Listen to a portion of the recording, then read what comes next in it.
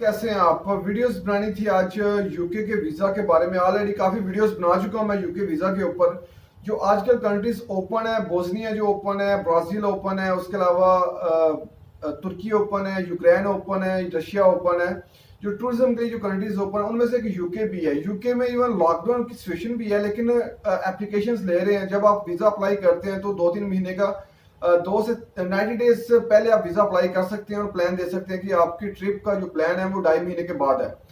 देखिए, एक तो बात करेंगे जिन लोगों की कम सैलरी है, जिन लोगों का कोई रिलेटिव वगैरह वहां पे है, इनविटेशन लेटर मंगवा के तो अपनी एप्लीकेशन जब सबमिट करवाएं तो उसमें जो डॉक्यूमेंटेशन क्या क्या लगेंगे और उनके जो डॉक्यूमेंटेशन लगेंगे तो वो क्या लगेगा, प्रोसीजर क्या है, और दूसरा ये कि उनका वीजा अगर वो इनविटेशन लेटर वहां से मंगवाते हैं तो उनके चांसेस कितने हैं वीजे के।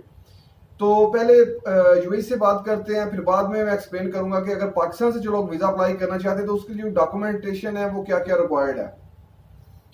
अगर आप यूएई से अप्लाई करते हैं नॉर्मली, अगर इसकी अगर अपॉइंटमेंट देखें तो अपॉइंटमेंट आपको मिल जाएगी, विद इन वीक आपको अपॉइंटमेंट इसकी मिल जाती है। लेकिन इसकी अपॉइंटमेंट आपको पता है फीस पे करने के बाद मिलेगी। आपको एप्लीकेशन फिलअप करनी है, उसके बाद आपने देखिए अगर आपने यूके का वीजा अप्लाई करना है, आपकी सैलरी कम है, आपकी सैलरी 2000 दिरहम तक है, 1500 दिरहम तक है, वीजा प्रोफेशन लो है। लेकिन अगर आपकी ट्रैवल हिस्ट्री अच्छी है तो आप वीजा यूके का अप्लाई करने के एलिजिबल तो आप पहले भी हैं, लेकिन ये कि आपके चांसेस हो जाते हैं। इवन आपका वीजा प्रोफेशन लो है, आपकी सैलरी लो है, तो वीजा आप अप्लाई कर सकते हैं, आपके लगने के चांसेस भी हैं। लेकिन अगर आपकी ट्रैवल हिस्ट्री भी अच्छी नहीं है, आपने किसी कंट्री का ट्रैवल भी नहीं किया, आपका वीजा प्रोफेशन अच्छा नहीं है, आपकी सैलरी अच्छी नहीं है, अगर आप वीजा अप्लाई करते हैं तो आपके वीजा लगने के चांसेस कम हो जाते हैं। दूसरा ये कि अगर आपकी बैंक स्टेटमेंट प्रॉपर नहीं है, आपकी सैलरी अच्छी है, आपकी ट्रैवल हिस्ट्री अच्छी है, आपका वीजा प्रोफेशन अच्छा है, आपकी बैंक स्टेटमेंट अच्छी नहीं है, आप 6 मंथ की बैंक स्टेटमेंट इसके लिए रिक्वायर्ड होती है। 6 मंथ की बैंक स्टेटमेंट, अगर आपकी बैंक स्टेटमेंट में से एक्स्ट्रा ट्रांजैक्शंस बहुत ज्यादा हैं, अगर 2-3-4 एक्स्ट्रा ट्रांजैक्शंस आपकी हैं, उस 2-3-4 एक्स्ट्रा ट्रांजैक्शंस को आप एक्सप्लेन करते हैं जी ये मेरे पैसे जो मैंने एक्स्ट्रा डिपॉजिट किया अपनी सैलरी के अलावा, वो मेरे पैसे इस सोर्स के थ्रू आए थे, मैंने गाड़ी सेल की थी, या मेरे पास कुछ ऐसा मैंने मोबाइल फोन यूज सेल किया था, या मेरे किसी दोस्त ने मेरे से पैसे बारो किए थे, तो वो जो पैसे मुझे मिले वो मैंने अपने अकाउंट में डिपॉजिट करवा दिए। वो आप सेपरेट एक लेटर बना के तो अपने बैंक स्टेटमेंट के साथ एप्लीकेशन के साथ अटैच कर सकते हैं। और आपको ये भी पता होगा जब जो यूके की एप्लीकेशन है उसमें से अपॉइंटमेंट के टाइम आपने डॉक्यूमेंटेशन सारे अपलोड करने होते हैं। अगर आप अपलोड नहीं करेंगे तो अगर आप वीएफएस में जब जाएंगे तो वीएफएस में जाने के टाइम वो आपके अपलोड जब डॉक्यूमेंट्स करेंगे उस टाइम वो आपसे 100 दिरहम फीस चार्ज करेंगे इसके लिए, डॉक्यूमेंट अपलोड करने के लिए। उसके बाद जो बैंक स्टेटमेंट होगी आपकी, सबसे पहले आपने एप्लीकेशन तैयार करने से पहले आपने अगर ये चीजें आपकी ठीक हैं, प्रॉपर हैं, तो आपने एप्लीकेशन तैयार करनी है। तो एप्लीकेशन तैयार करने के लिए सबसे पहले अपनी होटल बुकिंग, पहले अपने ट्रिप को सोचे कि आपका प्लान कब से किस डेट को आपने जाना है, किस डेट को वापस आना है। उसके बाद आपने होटल बुकिंग फिर उसी लिहाज से करनी है। ये देखें कि आपका होटल चीप हो, क्योंकि कोई भी ट्रैवलर बंदा है उसका एक्सपेंस ज्यादा नहीं होता, वो ज्यादा बिजनेस ट्रिप पे जा रहे हैं, 5 स्टार होटल बुक करें, 6 स्टार होटल बुक करें, मुश्किल नहीं है। लेकिन अगर आप टूरिज्म के लिए जा रहे हैं तो आपका एक्सपेंस भी थोड़ा होना चाहिए। आपकी सैलरी 10,000 दिरहम है, आपकी सैलरी 5,000 दिरहम है, तो आपका ट्रिप भी उसी लिहाज से होना चाहिए आपका। उसमें से आपने होटल थोड़ा सा सस्ते वाला होटल चूज करना है, उसको बुक करना है। पैसे तो आपने पे नहीं करने, कार्ड से booking.com से कर सकते हैं, आप अगोदा से कर सकते हैं। उसके अलावा फ्लाइट रिजर्वेशन है वो भी आपकी पेड नहीं होनी चाहिए, जस्ट रिजर्वेशन होनी चाहिए। उसके अलावा आपने पहले फ्लाइट और होटल बुक कर लिया, फिर अपना जो ड्रेस है अपने घर का ड्रेस वो उसमें, अगर तो आप का वीजा पार्टनर वीजा है तो फिर टेनेंसी कॉन्ट्रैक्ट लाजमी अटैच करें। ये चीजें हैं। इसके बाद आपने एप्लीकेशन फिलअप करनी स्टार्ट करनी है। ये 30 to 40 पेज की एप्लीकेशन होगी।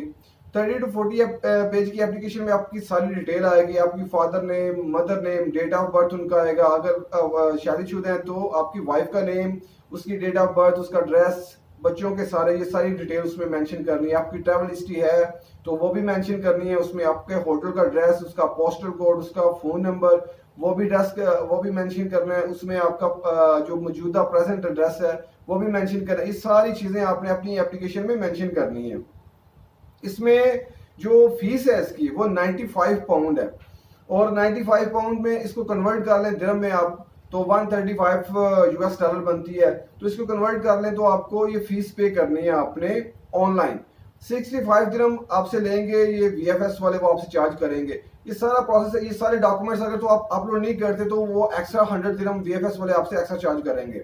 अदरवाइज आप अपलोड करेंगे तो जस्ट 65 दिरहम आपसे चार्ज करेंगे। तो ये सारी डॉक्यूमेंटेशन है। और अगर इनविटेशन वहां से आता है, अगर देखिएगा अगर आपका कोई ब्लड रिलेशन है या क्लोज फ्रेंड है, वो आपको इनविटेशन लेटर सेंड करता है। इनविटेशन लेटर में क्या है कि अगर वो आपकी ट्रिप के बारे में एक्सप्लेन करता है, ये बंदा ये मेरे पास आ रहा है, ये पर्पज है इसका यहाँ पे आने का, इतने दिन इसने रहना है, ये पासपोर्ट नंबर है इसका, ये नेम है, ये मेरे प्रॉपर्टी के डॉक्यूमेंट्स हैं, ये मेरा पासपोर्ट है, यहाँ का मैं सिटीजन हूँ, जो भी है। उसके बाद आप ये अगर तो उसके पास अकोमोडेशन की जगह है तो ये बंदा मेरे पास रुकेगा, अगर नहीं तो ये होटल का जो होटल की बुकिंग आपने करवानी है उस होटल की बुकिंग का एड्रेस वहां पे मेंशन कर दे। और इस बंदे का जो इसको घुमाने का या जो भी एक्सपेंस है, या तो वो बंदा लिख दे कि जी मैं इसका अफोर्ड करूंगा। उसके बाद मैं इस बंदे की गारंटी देता हूँ कि ये बंदा जब मेरे इस कंट्री में आएगा तो उसके बाद कंट्री लीव करेगा अपनी ट्रिप के बाद, 4-5 डेज 6 डेज 7 डेज के रहने के बाद ये बंदा अपने वापस कंट्री में चला जाएगा।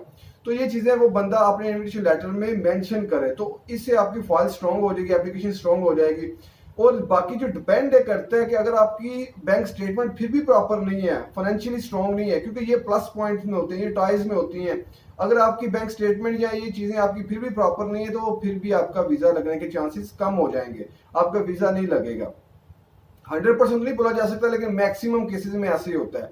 आपका खुद भी फाइनेंशियली या आपकी जो प्रोफाइल है वो थोड़ी बहुत अच्छी होनी चाहिए प्रॉपर। साथ में कवर लेटर अटैच करें, अपने ट्रिप के बारे में एक्सप्लेन करें उसमें कि आपका पर्पस क्या है। और जो अगर पाकिस्तान से लोग जमा करवाने सबमिट करवाना चाहते हैं तो उसके लिए जो डॉक्यूमेंटेशन है वो आपकी बैंक स्टेटमेंट 6 मंथ की तो लगेगी, एनटीएन भी साथ में लगेगा, तो साथ में आईटीआर भी आपने अटैच करनी है। तो देखिए उसमें क्या होता है कि कुछ लोग अपनी बैंक स्टेटमेंट ज्यादा शो कर देते हैं और आईटीआर उनकी वो कम होती है, वो मैच नहीं कर रही होती है उनकी सैलरी के लिहाज से या उनके बिजनेस के लिहाज से। तो ये ऑब्जेक्शन का एक बड़ा जो है ना इशू यहाँ पे भी आता है।